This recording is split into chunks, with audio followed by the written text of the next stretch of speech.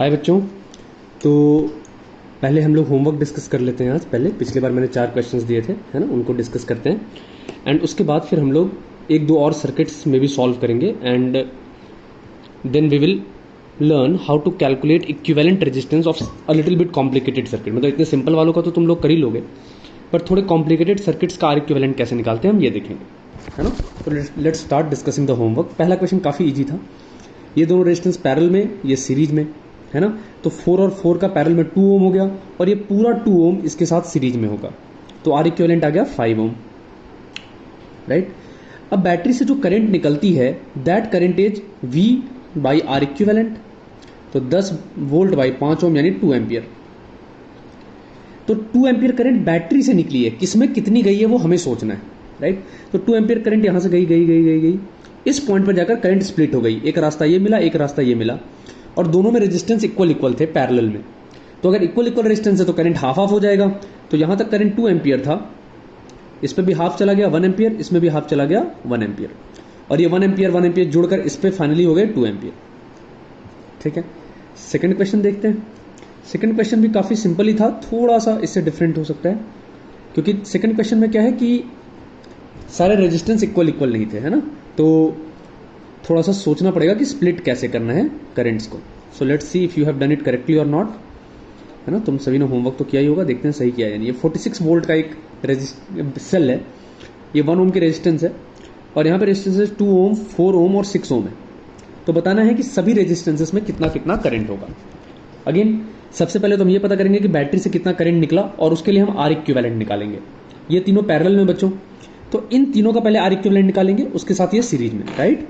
तो इन तीनों का आर इक्विवेलेंट निकालने के लिए हम पैरेलल में 1 by r equivalent is equal to 1 by R1 plus 1 by R2 plus 1 by R3। So ये 1 by r equivalent is equal to हो जाएगा 6। अगर हम कॉमन ले लें तो 3, 6 नहीं कॉमन होगा ना, 12 होगा एलसीएम इसका, तो 12, all right. 6 plus 3 plus 2 which is 11 by 12, all right. So R equivalent आ गया 12 by 11 ohm, all right. And ये आर इक्विवेलेंट 12 बाई 11 ओम सिर्फ इतने का है इस पूरे पैरेलल वाले ग्रुपिंग का, उसके साथ ये 1 ओम सीरीज में है। So overall r equivalent finally जो आर इक्विवेलेंट आएगा वो 12 बाई 11 ओम के साथ 1 ओम का सीरीज कॉम्बिनेशन आएगा, मतलब 12 by 11 plus 1 which is 23 by 11 ohm. I think यहां तक तो क्लियर है। So total current will be equal to 46 volt divided by resistance 23 by 11 and that will give you 22 ampere current. तो करंट बच्चों यहां से कितना निकल रहा है 22 एम्पियर। अब उस करंट को अगर हम फॉलो करें, ये करंट इसमें गया इसमें गया इसमें गया, इसके थ्रू भी 22 एम्पियर ही जा रहा होगा, कोई प्रॉब्लम नहीं है। लेकिन वो करंट इन तीनों में स्प्लिट हुआ होगा। तो करंट स्प्लिट कैसे हुआ होगा, कितना कितना करंट किसमें किसमें गया होगा, ये निकालना है हमें। अब देखो इसके 3 तरीके हैं, 3 नहीं 2 तरीके हैं, है ना। पहला तो कि पोटेंशियल डिफरेंस मान लो इसके अक्रॉस V है, मान लो इसके अक्रॉस V है, तो इसमें करंट V/2, इसमें V/4, इसमें V/6, और तीनों करंट्स का सम 22 है, उससे V आ जाएगा, फिर सारे करंट आ जाएंगे।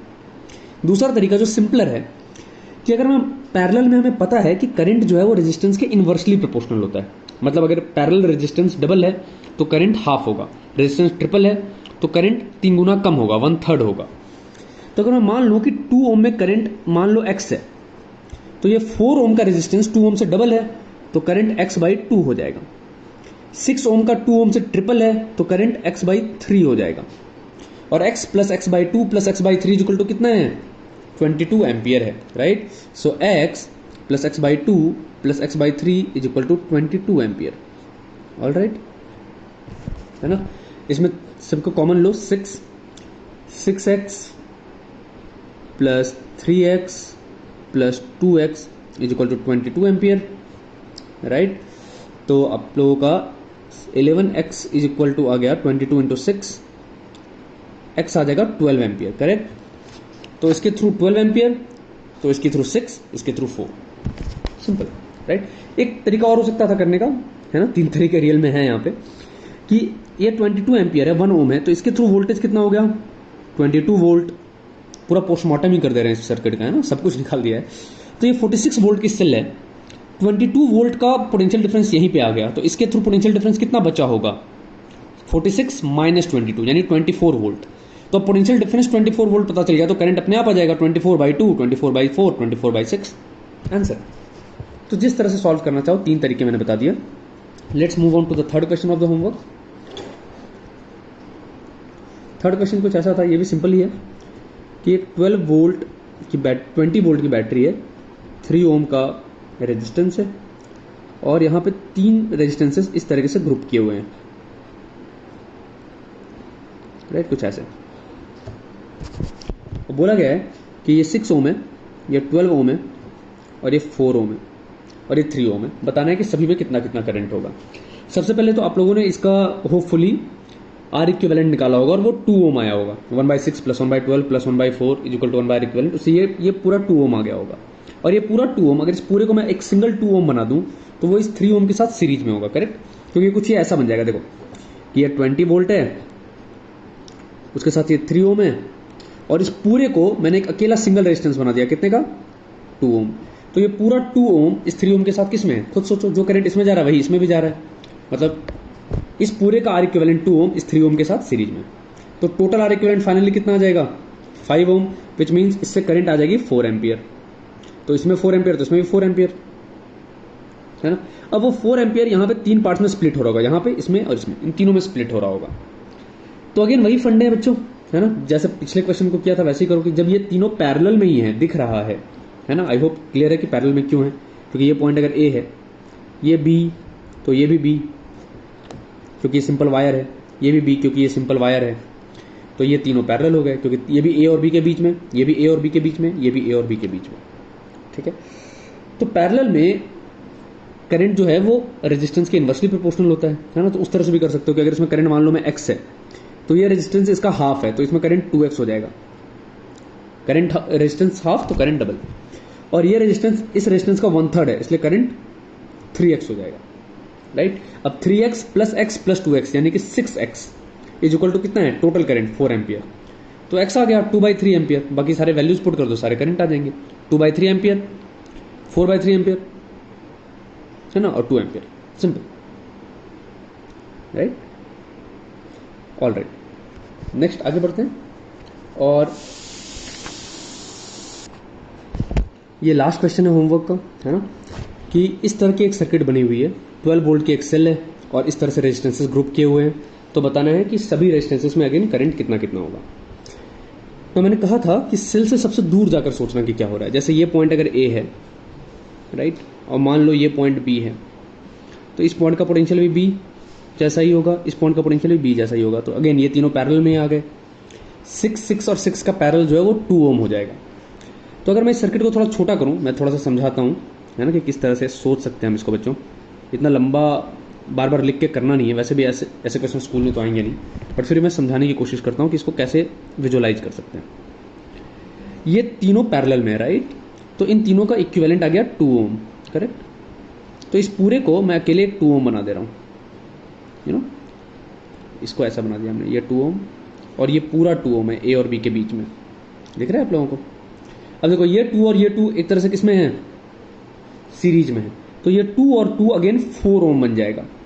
अब देखो ये पूरा जो 4 ओम है इस 4 ओम के साथ पैरेलल में है। आई डोंट थिंक इसको समझने में कोई प्रॉब्लम है, बट फिर भी मैं एक बार दिखा देता हूँ।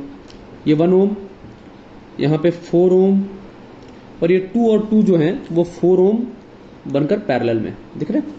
तो इस तरीके से हम सर्किट्स को शॉर्ट कर सकते हैं। अब ये 4 ओम पैरेलल में, तो 2 ओम बन जाएगा। 2 ओम और 1 ओम सीरीज में है, तो आर इक्विवेलेंट कितना आ गया, 3 ओम आ गया। ऑल राइट, आर इक्विवेलेंट 3 ओम, तो टोटल करंट जो सप्लाई हो रही होगी वो 4 एम्पियर सप्लाई हो रही होगी, राइट। करंट 4 एम्पियर निकल रही होगी 12/3। अब वो 4 एम्पियर सोचते कैसे कैसे जा रहा होगा, इस 1 ओम में 4 एम्पियर ही जा रहा होगा। यहां पे दोनों रेजिस्टेंस इक्वल है, तो करंट हाफ हाफ, तो इसमें भी 2 और इसमें भी 2, करेक्ट। तो इस रेजिस्टेंस में तो 2 एम्पियर आ गया। अब देखो इन दोनों का सीरीज में ये 4 था, तो हमने पढ़ा था ना कि सीरीज के इक्विवेलेंट रेजिस्टेंस में उतना ही करंट जाता है जितना उनके अलग अलग पार्ट्स में भी जाता है। तो अगर इस पूरे में 2 एम्पियर करंट जा रहा है, मतलब इसमें भी 2 एम्पियर जा रहा है, इसमें भी 2 एम्पियर जा रहा है। ऑल राइट, विच मीन्स अगर हम इसको यहां पे देखें तो इस रेजिस्टेंस में 2 एम्पियर है, बट इन तीनों को मिलाकर 2 एम्पियर करंट है, इनमें अलग अलग 2 एम्पियर नहीं है, इन तीनों को मिलाकर 2 एम्पियर है। ऑलराइट, अब इस पूरे में अगर 2 एम्पियर है अलग अलग, तो मतलब यहां पे करंट डिवाइड हो रहा है, एक करंट इधर जा रहा है, एक करंट इधर जा रहा है, एक करंट इधर जा रहा है, टोटल 2 एम्पियर जा रहा है, और तीनों रेजिस्टेंसेस इक्वल हैं, तो करंट भी इक्वल इक्वल डिवाइड हुआ होगा। तो इसमें भी करंट का 1/3 2/3 एम्पियर, इसमें भी 2/3 एम्पियर, और इसमें भी 2/3 एम्पियर। सिंपल। ऑलराइट, तो इस तरीके से सोच सकते हो। आर इक्विवेलेंट निकालने के लिए इसको शॉर्ट करते जाओ, फिर करंट्स निकालने के लिए वापस घूम कर चले जाओ कि पहले इस सिंपलर सर्किट से निकाल लेते हैं कि पहले वाले में कितना करंट, फिर उसके बाद अगले कॉम्प्लिकेटेड वर्जन में कितना करंट, फिर उसके अगले कॉम्प्लिकेटेड वर्जन में कितना करंट। तो इस तरह से हम सॉल्व कर सकते। तो ये तो था होमवर्क। एक सर्किट हम ऑल्सो और सॉल्व कर लेते हैं, एंड उसके बाद फिर हम लोग इक्विवेलेंट रेजिस्टेंस निकालने के थोड़े टफ वाले क्वेश्चंस देखेंगे। ठीक है, जैसे मान लो बच्चों ये क्वेश्चन हमें सॉल्व करना है। ठीक है, और इसमें बोला गया कि हर रेजिस्टेंस में करंट बताओ कितना कितना होगा। ठीक है, तो let's try to again analyse it, and हमेशा हम सेल के दूसरे साइड से एनालाइज करना शुरू करेंगे, दूर से, है ना। अगर हम दूर से देखेंगे तो इसमें जितना करंट है इसमें भी उतना ही करंट है। आप लोग चाहो तो खुद से ट्राई कर सकते हो, उसके बाद सॉल्यूशन देखो, that will be more preferable, but फिर भी चलो। तो 3 ओम और 3 ओम इन दोनों में सेम करंट होगा, क्योंकि जो करंट इससे जा रहा है उस करंट के पास कोई और रास्ता नहीं है इससे जाने के अलावा, तो ये दोनों सीरीज में। तो अगर इसको हम एक बार शॉर्ट करें तो ये 3 ओम 3 ओम 6 ओम बन जाएगा, है ना। तो चाहे तो हम बना सकते हैं, ये पूरा बन गया 6 ओम, है ना। जैसे कि समझाने के लिए, वैसे इतना हर बार करना नहीं है तुम लोगों को, बट मैं समझाने के लिए यूज कर रहा हूँ इतना पोर्शन कि ना ऐसा कुछ सर्किट है। ये 3 ओम तो है ही, और ये पूरा 3 ओम सीरीज में है, इसलिए इसको अकेले हमने बना दिया 6 ओम। ना उस पिक्चर को अगर क्लियरली देखोगे तुम लोग तो ये 6 ओम 3 ओम और ये 2 ओम तीनों पैरेलल में है। देखो ये पॉइंट अगर ए है, ये पॉइंट बी है, तो ये भी ए और बी के बीच में, और ये भी बी है तो ये भी ए और बी के बीच में, तो ये तीनों अब पैरेलल आ गए। तो इन पैरेलल को अगर अकेले सिंगल बनाओगे तो 6, 3 और 2 का निकालो तुम लोग, पैरेलल वाले से 1 ओम आ जाएगा। तो इन तीनों को हम अकेले एक 1 ओम से रिप्लेस कर सकते हैं, तो सर्किट और सिंपल हो गई, यू नो, कि ये तो रेजिस्टेंस है ही, ये 3 ओम वाला, ये भी 3 ओम वाला, ये 4 ओम वाला, ये सारे तो हैं ही, 3 ओम 3 ओम, ये 4 ओम, लेकिन ये पूरा कितना बन गया बच्चों, ये पूरा बन गया 1 ओम। ऑलराइट, अब जरा सोचो, तो ये 1 ओम और ये 3 ओम सीरीज में होंगे, कि जो करंट इससे आएगी वो करंट इससे जाएगी, और कोई रास्ता नहीं है। तो ये 1 और 3 क्या बन गए, 4 ओम सीरीज में। देख रहे हो कितना जंगल है ये पूरा। तो ये, और अगर हम सिंप्लीफाई करें तो ये 3 ओम है, ये 1 ओम और 3 ओम, ये तो 4 ओम ऑलरेडी है ही, बट ये 1 ओम और 3 ओम मिलकर भी एक 4 ओम बन गए ऐसा। और ये 4 और 4 पैरेलल में, क्लियर दिख रहा है, राइट। तो 4 और 4 का ये 2 ओम बन गया, है ना, एरोस को देखना। तो ये 4 और 4 का 2 ओम बन गया, तो ये है टोटल 3 ओम, और उसके साथ ये है 2 ओम, और ये दोनों किस में आ गए बच्चों, सीरीज में आ गए, राइट। सो आर इक्विवेलेंट 3 और 2 का कितना हो गया, 5। देख रहे हो, तो इस तरह से इसको सिंप्लीफाई कर सकते हैं। इतना हमेशा करने की जरूरत नहीं है, अपने आप में ही सोच लो ऐसे, यू नो, कि 3 3 सीरीज, 6 और 3 पैरेलल, 2 और 2 पैरेलल, 1 और 3 सीरीज, 4 और 4 पैरेलल, 2 और 3 सीरीज, 5। बट ये कई बार विजुअलाइज नहीं हो पाता क्योंकि अभी उतनी प्रैक्टिस नहीं हुई होगी, तो इसीलिए मैंने थोड़ा डिटेल में आप लोगों को दिखा दिया कि इस तरह से हम लोग सोच सकते हैं, यू नो, इतने सारे स्टेप्स हैं जो सोच लें। अब 1 बाय 1 हम लोग करंट निकालना शुरू करते हैं।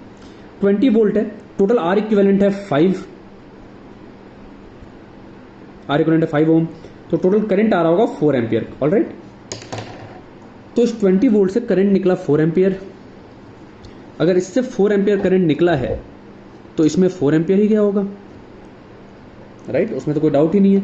बट यहां पर जाकर करंट स्प्लिट हो गया होगा, यहां पर जाकर करंट कुछ इस तरह से स्प्लिट हुआ होगा। देखो कि यहां तक गया करंट 4 एम्पियर, बट यहां पे स्प्लिट हो गया, है ना, सॉरी पिक्चर दिखानी होगा आप लोगों को। यहां तक करंट गया था 4 एम्पियर, इस रेजिस्टेंस में 4 एम्पियर गया था बच्चों 3 ओम में, है ना, जो इस और इस पॉइंट पे जाके स्प्लिट हो गया। अब दो रेजिस्टेंसेस पैरेलल में 4 ओम के, तो जब यहां पे 4 एम्पियर था तो इक्वल इक्वल करंट डिवाइड होगा, तो इसमें भी 2 एम्पियर, इसमें भी 2 एम्पियर, विच मीन्स कि इस 4 ओम में तो 2 एम्पियर करंट आएगा और इस 1 और 3 को मिला के 2 एम्पियर आएगा, राइट। तो हमें इससे पता चल गया कि इसमें 2 एम्पियर है और इस पूरे जंगल में अकेले अलग से 2 एम्पियर है, ठीक है। अब इस 1 ओम में 2 एम्पियर है, इसका मतलब है कि इन तीनों में मिलाकर 2 एम्पियर है। ऑलराइट, इन तीनों में मिलाकर 2 एम्पियर है, विच मीन्स अगर मान लो इसमें x, तो ये हो जाएगा 2x, ये 3x है ना, क्योंकि अभी बताया था रेजिस्टेंस हाफ तो करंट डबल, रेजिस्टेंस 1/3 तो करंट ट्रिपल। तो x plus 2x plus 3x, ये टोटल करंट 6x है, और वो 6x जो है वो 2 एम्पियर है, क्योंकि इस 1 ओम में 2 एम्पियर करंट आ रही है, राइट है ना। इसमें इधर 2 एम्पियर, इसमें भी 2 एम्पियर, तो इस 1 ओम में करंट 2 एम्पियर आ रही है। इसका मतलब ये 1 ओम किसका इक्विवेलेंट था? 6, 3 और 2 तीनों का। तो इन तीनों को मिलाकर 2 एम्पियर करंट आ रही है, which means x plus 2x plus 3x, यानी 6x जो है वो 2 एम्पियर है, तो x आ गया 1/3 एम्पियर। तो इसमें 1/3, इसमें 2/3 और इसमें 1, ठीक है। और इस 6 ओम, ये जो 6 ओम है वो किसका इक्विवेलेंट है? 3 और 3 का। तो इसमें अगर 1/3 एम्पियर है, मतलब इन दोनों में 1/3 है, क्योंकि इन दोनों में सेमी करंट फ्लो कर रहा है। तो ये दोनों में 1/3, इसमें 2/3, इसमें 1, ये तीनों जुड़कर आ गए यहाँ 2, ये 2 और 2 जुड़कर आ गए यहाँ 4, है ना। तो आई नो ये कॉम्प्लिकेटेड लगा होगा, एक बार और रिपीट करो वीडियो को, अच्छे से सोचो, अगर समझ में आ जाए तो बहुत अच्छी बात है, ना समझ में भी आए तो कुछ तो सीखने को मिला ही होगा, कुछ तो दिमाग इम्प्रोवाइज किया ही होगा, है ना। बाकी स्कूल्स में इस तरह का कुछ आता नहीं है, so don't worry about that, but try to understand it as much as possible, ठीक है। मैंने कोशिश की है कि मैं जितना हो सके उतना एक्सप्लेन करके बताऊं। इवन मैं जब क्लासरूम में भी पढ़ाता हूँ, इस तरह के सवाल 12th क्लास में भी कराना पड़ते हैं, तो उसमें भी मैं इतना एक्सप्लेन करके नहीं बताता, तो मैंने कोशिश की है जितना हो सके एक्सप्लेन करके बताऊंगा। ओके, नाउ हम कुछ आर इक्विवेलेंट थोड़े डिफिकल्ट वाले निकालना सीखेंगे। वैसे ये भी डिफिकल्ट ही था आर इक्विवेलेंट निकालना, बट इस तरह का नहीं, थोड़ा डिफरेंट। इस तरह वाले तो क्वेश्चंस होंगे ही, बट उसके अलावा भी, तो उनको देखते हैं थोड़ा सा। देखो बच्चों, आर इक्विवेलेंट निकालने के सिंपल क्वेश्चन तो तुम लोग कर ही लोगे, क्योंकि वो तो जब हम सर्किट सॉल्व कर रहे थे तो साथ ही साथ सीख ही रहे थे।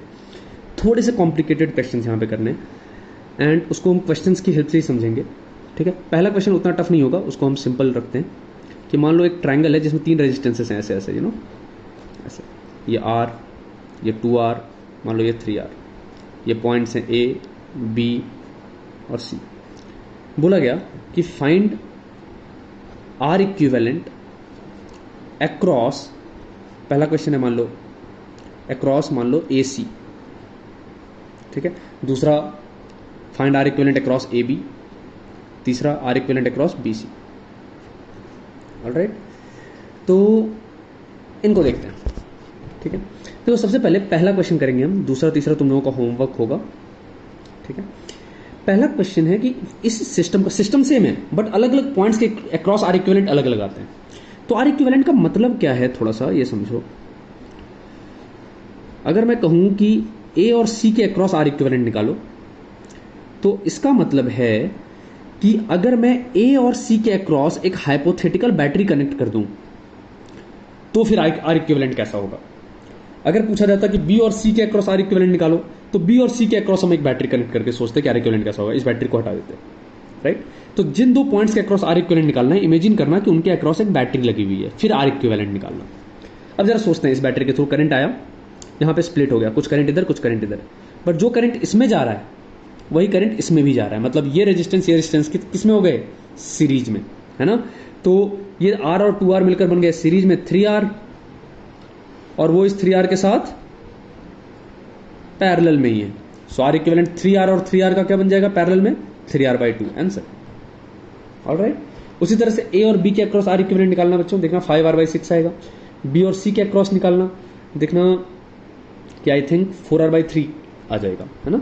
तो if I am solving it correctly in my mind, तो इन A B के अक्रॉस B C के अक्रॉस आप लोगों का होमवर्क है, तुम लोगों का होमवर्क है, जो भी सॉल्व कर लेना, ठीक है।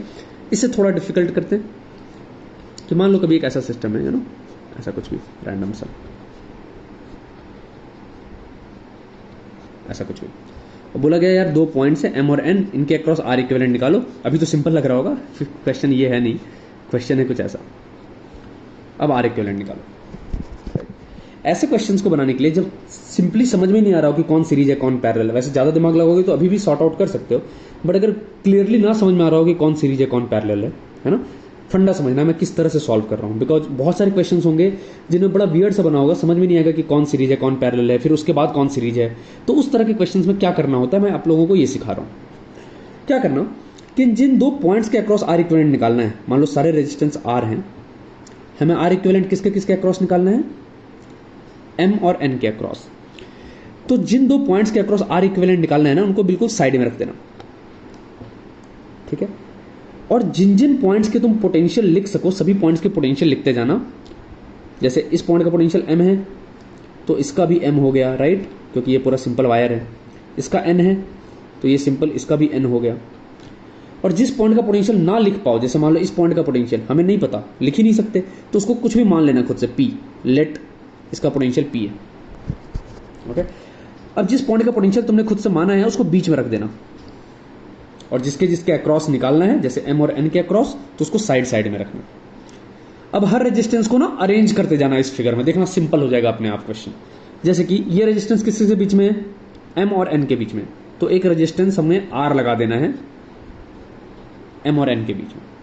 ये रेजिस्टेंस किसके बीच में, अगेन m और n के बीच में, तो एक रेजिस्टेंस और लगा देना है r, फिर से m और n के बीच में।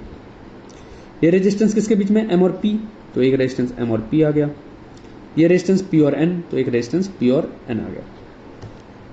अब m और n के बीच लगा दो, निकाल लो एक आर इक्विवेलेंट। देखो कितना सिंपल बन गया फिगर। ये फिगर देखकर समझ में नहीं आ रहा था क्या हो रहा है जिंदगी में, ये फिगर कितना सिंपल है। तो ये r और r क्लियर दिख रहा है कि सीरीज में है, तो ये 2r, r और r, ये तीनों पैरेलल में, राइट। तो आर इक्विवेलेंट हो जाएगा 1/2r plus 1/r plus 1/r is equal to 1/r equivalent. इससे आर इक्विवेलेंट आ जाएगा, कितना आ जाएगा, ये है 2r/5, राइट, यस। तो आर इक्विवेलेंट आ जाएगा 2r/5 यानी 0.4r। तो जब इसको इस तरह से अरेंज कर लोगे, उसके बाद तो निकाल ही लोगे, that should not be difficult, but इसको इस तरह से अरेंज करने का क्या फंडा है वो समझना जरूरी है। तो इसी तरह का एक क्वेश्चन मैं आप लोगों को और दिखाता हूं कि किस तरह से अरेंज करना है, उसके बाद फिर होमवर्क्स वगैरह दूंगा, क्योंकि जितनी प्रैक्टिस खुद करो उतना अच्छा है। मैं करवाता रहूं बार बार तो उससे कोई मतलब नहीं बनता। जैसे कि इस क्वेश्चन में बोला गया कि m और n के अक्रॉस आर इक्विवेलेंट निकालो, each resistance is r, right. अब इस क्वेश्चन को ऐसे देखोगे तो थोड़ा बहुत तो समझ में आएगा कौन सीरीज है कौन पैरेलल है, but it won't be very clear. But अगर अरेंज करोगे तो बड़ा आसान हो जाएगा। देखो कैसे, जैसे इस पॉइंट का पोटेंशियल m है मान लिया, तो m को यहाँ रख दो, n को बिल्कुल साइड में रख दो। इस पॉइंट का पोटेंशियल हमें पता है क्या, नहीं पता तो कुछ भी मान लो, p मान लिया हमने, लेट p। तो अगर इसका p है तो इस पॉइंट का भी p ही होगा, है ना, क्योंकि सिंपल वायर है। और इस पॉइंट का पोटेंशियल नहीं पता, इसको मान लो q।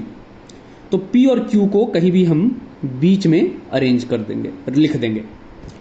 अब हम एक एक करके सभी रेजिस्टेंसेस को अरेंज करेंगे। जैसे ये रेजिस्टेंस किसके बीच में है, m और p के बीच में, तो एक रेजिस्टेंस आ गया r m और p के बीच में।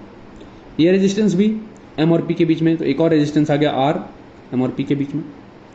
फिर ये रेजिस्टेंस r जो है वो p और q के बीच में, तो एक रेजिस्टेंस p और q के बीच में आ गया। ये रेजिस्टेंस, ये भी p और q के बीच में। तो जो जो रेजिस्टेंस आता जाए उसको सर्कल भी करते जाना ताकि कोई डबल काउंट ना हो या कोई मिस भी ना हो। और आ गया ये रेजिस्टेंस p और n के बीच में, तो ये p और n के बीच में आ गया एक रेजिस्टेंस। और ये वाला n और q के बीच में, तो n और q के बीच में एक आ गया। देखो now the things will look much simpler, right. इससे तो सिंपल ही है कि नहीं। अब इसको देखते हैं। देखो ये दोनों तो पैरेलल ही हैं, ये दोनों भी पैरेलल ही हैं, दिख ही रहा है, क्योंकि ये m और p के बीच में दोनों, ये भी p और q के बीच में दोनों। तो ये r r का बन जाएगा बच्चों r/2, ये p पॉइंट, इस r r का भी r/2, फिर ये r और फिर ये r, ऑल राइट, है ना। अब इन दोनों का इक्विवेलेंट कितना है, ये दोनों सीरीज में क्लियर दिख रहा है, तो 3r/2 और r पैरेलल में, तो इन दोनों का इक्विवेलेंट बन जाएगा 3r/2 और r पैरेलल में, तो 3r/2 into r by 3r/2 plus r, this will be 3r/5 I think, right, है ना, if I am correct, let me see, yes 3r/5।